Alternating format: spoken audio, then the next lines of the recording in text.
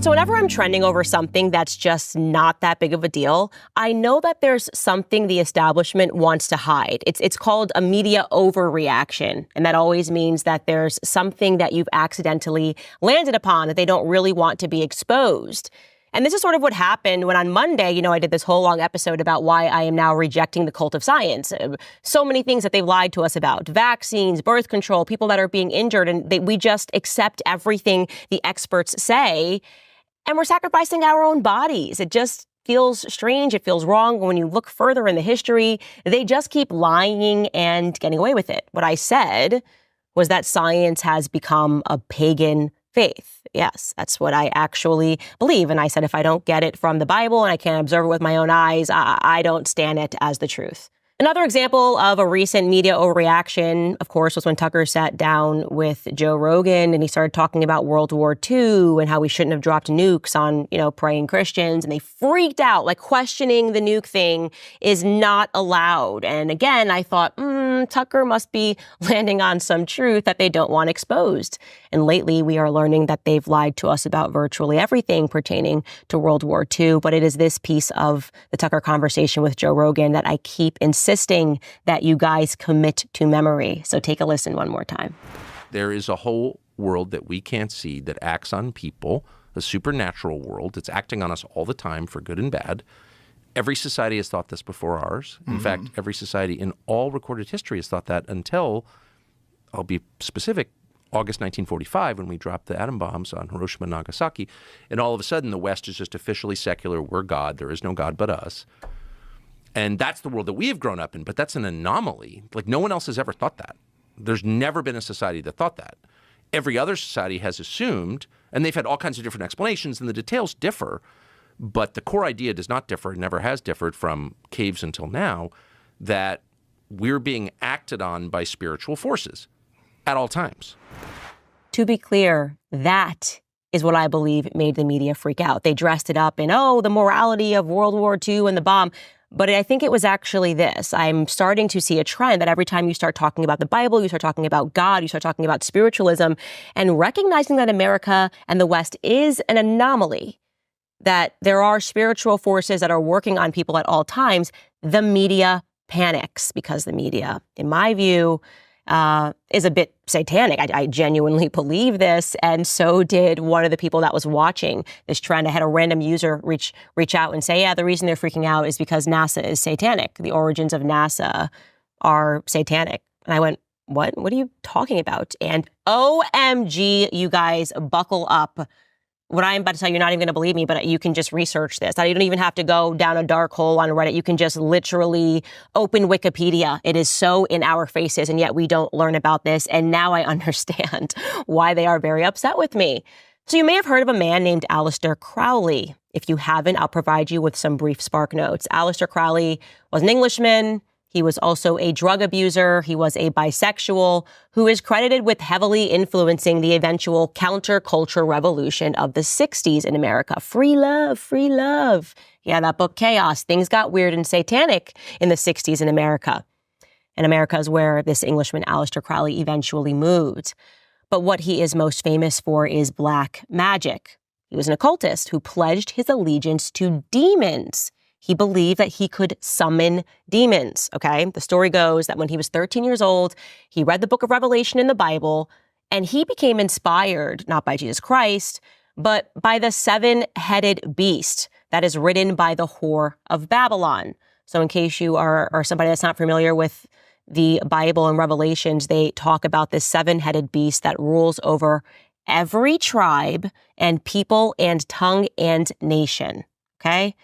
So it's satanic. It's a satanic beast. When Aleister got older, he started a religious cult, a satanic cult known as the Lima. Crowley believed that the number of the beast, 666, was significant. He believed that humanity was entering in a new eon and that his religious motto, which was do what thou wilt, would rule it, right? He believed that actually he could create this beast and rule over nations by practicing rituals. He routinely practiced sex rituals. He believed in masochistic and sadistic sex, believed in free love. and he was very much connected to the elite in America. He was just openly publishing articles for Vanity Fair because he was best friends with their editor, and many of the elite in our society were his followers and believers. A Satanist. This is a fact. You can look this up. One such follower was a man named Jack Parsons, another wealthy young man. And here's what you should know about this time period. Before Jack Parsons enters the scene in America, the scientific consensus was that we would never enter space, that was an impossibility. But this rich kid, who also happened to be an occultist and who also would perform sex rituals and blood sacrifice to summon demons, well, now he expressed the belief that they could fundamentally alter humanity, and he had a vision. He said, no, we can make this work. We can get to space. Check out this article. Again, this is published. You can look this up yourself. Here's the headline: Sex, Rocket Science, and Satanism. Meet NASA's real hidden figures. And I'm going to read you directly from this article because it's so unbelievable. My jaw was on the floor. I'm skimming through it because it's way too long. It would make this show forever, but we will link it, and you absolutely must read it.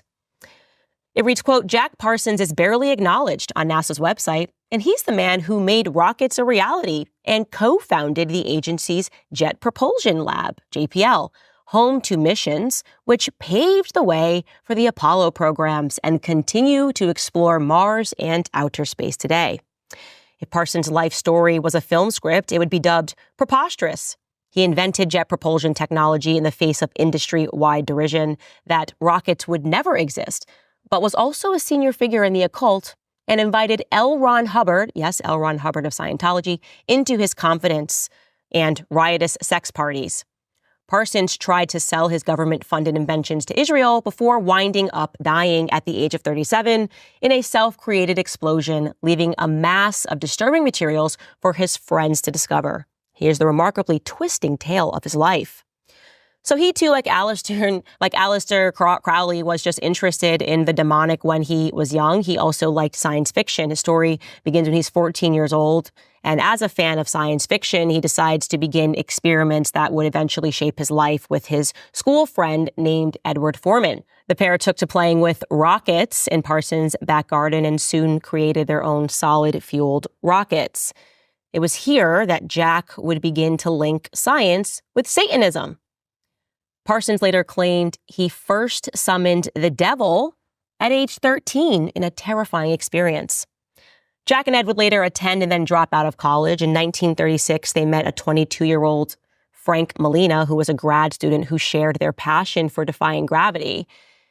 When Parsons and Molina met, their enthusiasm for rocketry and space travel bonded them like a Masonic handshake, one writer says. I'm sure it did. Molina helped by getting their research funded by Caltech, and their experiments were quite dangerous. There were a lot of explosions. And so he and his friends became known as the Suicide Squad. They decided to move their experiments into the desert, and this part is just amazing. I'm going to read you a direct quotation here. Once again, Jack's fascinations with the occult and rocketry collided. In the desert lands outside of Caltech, there is a former river channel called Arroyo Seco. It is flanked on both sides by rock, one of which is called Devil's Gate, thanks to its shape of a horned head. Some locals believed the mouth of Arroyo Seco was a portal to other dimensions. But for Parsons, the area had two uses. He tested rockets there, but years later, he would return to conduct ceremonies and rituals with other occultists in the same spot. By golly, guys, what then happens is that on Halloween of all nights in 1936, they have a scientific breakthrough after they accidentally set fire to the oxygen line of their small rocket motor. And although it didn't launch, Molina and his team were enthused. They said this test was successful. He wrote to his parents, and NASA would later consider that experiment, which happened again on Halloween, to be the first rocket experiment of what would later become the Jet Propulsion Laboratory. So there was a method to the Suicide Squad's madness. They had created a fuel that would burn cleanly and be stored without exploding. And the scientific community was skeptical, but the U.S. Army saw potential and they offered to fund the trio's project in 1939. So great. A satanic little cult meets the United States government. Thereafter, Jack's credibility in the scientific community soared, and so did his interest in the supernatural and the demonic. He was taken to a meeting of OTO, which stands for the Order of Templi Orientis, an occult society in Los Angeles in 1939, and he became fully engrossed. If you're wondering what OTO is, it was a group that was formed by and followed the teachings of Aleister Crowley. Again, the heroin-addicted sexual deviant and occultist who was considered the wickedest man in the world by the press in his native England. Parsons went from just reading Crowley's writings to becoming the Beast 666's pen pal. Within a few years, Crowley considered Parsons his American protege. Parsons was barely in his mid-20s, and he was not at all concerned with keeping his personal and professional proclivities separate. The article tells us that the California Tech ran stories at the time that reported that he chanted Crowley's hymn before he lit his rockets. They're just chanting satanic, demonic hymns before they lit these rockets, guys. This is not a joke. This is not a test. This is history that is hiding right under your nose. By 1941, he and his wife, Helen, who he had married 5 years earlier, were indicted into what was known as the Agape Lodge, which was a branch of the church which practiced Crowley's religion of thelemic magic. Then they came into money. They founded the Aerojet Engineering Corporation, which became the world's largest manufacturer of rockets and propellants. And within 20 years, it had become a $700 million a year business. Parsons was the vice president. A year later, he co-founded the Jet Propulsion Laboratory. So now that he's rich, what are you going to do? What are you going to do? You've got government contacts, you've got money, you're having sex rituals. Well, he just is going to make the whole demonic sex rituals bigger because obviously it has led to success, summoning demons, believing in Satan. And what he did next was he took out a lease on a mansion in Pasadena's Millionaires Row on Orange Grove Avenue and invited fellow Thelemites to live communally in what was known as the parsonage. This is really kind of the earliest iteration of a hippie commune, if you ask me. And of course, if you've read that book, Chaos, you just are going, OMG, Candace. So what did they do at the parsonage? Well, the parsonage had 10 bedrooms, but its greatest asset, for Parsons at least, according to this article, was its additional 3-bedroom coach house, which became an Agape Lodge. The commune was self-sufficient, maintaining allotments and livestock to eat and use for blood rituals. Those were the tame events. The blood rituals were the tame events that unfolded at the parsonage. The residents of the Orange Grove made frequent complaints to the police about loud music, drug taking, and the naked pregnant women that were dancing through fire in the garden. This is totally normal stuff, guys. Just, coming up with NASA and jet propulsion, you sometimes got to have a naked pregnant woman dancing in the garden through fire. Parsons would greet people at the door with a live snake wrapped around his shoulders. And when the police would turn up, he would tell them, hey, look, I'm a Caltech scientist. There's no trouble going on here. I'm connected. I'm connected to the government. I've got money. You leave me alone. And I guess they just left him alone. Somehow this is going to get creepier, guys, because in the mid-40s, Jack decided that he wanted to push the barriers of his Satanism a little more, pushing the barriers of thelemic magic to a new level. He wanted to take the spirit of Babylon, the goddess that they worshipped, and instill it into a human being. In short, he wanted to impregnate a woman that he believed to have certain powers so that she would give birth to a child that would embody the forces of Babylon. So between January and March of 1946, we're coming now to the end of World War II. So think about what Tucker said. Hubbard, again, that's L. Ron Hubbard of Scientology, assisted Parsons in a series of rituals that they called Babylon Working. And on January 18th, a woman named Marjorie Cameron, who had red hair, turned up at the parsonage, and he believed that this is it. This is the Scarlet Woman that he had called forth via his rituals. The moment had arrived. It is done, Parsons told Hubbard. I returned home and found a young woman answering the requirements waiting for me. I thought I had the most morbid imaginations, but it seems I have not. If you're wondering who that redheaded woman was, she was a woman that had been recently discharged from the Navy. She had a free spirit. She happened to have red hair. She was happy to have sex with Parsons because, again, they promoted free love. Hubbard was then promoted to a position of high priesthood mere weeks after being exposed to the thelemic black magic, and he incanted rite and ritual. Some of it he did completely off of the cuff. What was the result? Well, afterwards, on March 6th, Parsons wrote enthusiastically to Aleister Crowley. He wrote, quote, "I can hardly tell you or decide how much I want to write.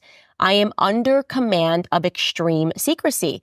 I have had the most important, devastating experience of my life." Crowley responded to him, writing, quote, "You have me completely puzzled by your remark. I thought I had the most morbid imagination, but it seems I have not. I cannot form the slightest idea what you can possibly mean." Well, what Parsons meant was he had created a moon child. That's what they were trying to create, a moon child as their final experiment, creating a child of Babylon. The ending of the story, by the way, which we're coming to, gets a little bit shady. They say that apparently after all of that, after impregnating this woman, after chanting after the sex rituals, after driving this woman forth, that she agreed to have an abortion. Parsons then came under the investigation of the FBI. They believe that he had been planning to give his rocket plans to the newly founded Israeli government in exchange for admission to the country and the chance of a new life abroad. Then he died rather mysteriously, Jack Parsons, in an explosion. Some claim he was suicided. Some claim that it was an accident. Some claim that he never died and actually he just disappeared. Honestly, we'll never know. We don't need to peddle in conspiracy theory because in this story, truth is stranger than fiction. There you have it, guys. That's the origins of NASA and the program, the Jet Propulsion Program, we're going to make it to space mission. But don't worry, it would be totally crazy for you guys to think that Satan worshipers are still involved in NASA. Obviously, after it got started, they went totally clean. Everything was been above board. Nobody believes in this stuff anymore. And everything's great and everything's normal. And now suddenly, I guess the goals of Aleister Crowley was to create a society that would deceive the entire world. Now suddenly in the West, we don't believe in any of this stuff. We look back on that story of a man who dedicated his entire life and an entire religious cult to summoning demons, saying that they had summoned them successfully, that they had experiences with Satan, and they were just being imaginative. Yeah, no. Satan can't possibly be real, right? So yeah, think back to what Tucker is saying, that suddenly after this period, exactly when this was going on, when people were following this religion and believing in Satan, and then suddenly Americans just kind of got on board the atheist train. And we just said, yeah, no, we don't believe in any of that stuff in spiritualism anymore. Instead, what we believe in is science, rationality. And God forbid someone like Candace start talking about the Bible. Oh my God, there she is. She's saying she doesn't just trust the science. Yeah, I'm saying actually a little bit more than that. I think science has become a bit satanic. They're telling you to do things that are utterly satanic, sacrificing your children in the name of science because it's just a clump of cells. It's getting weird out there. And I'm sorry that I notice.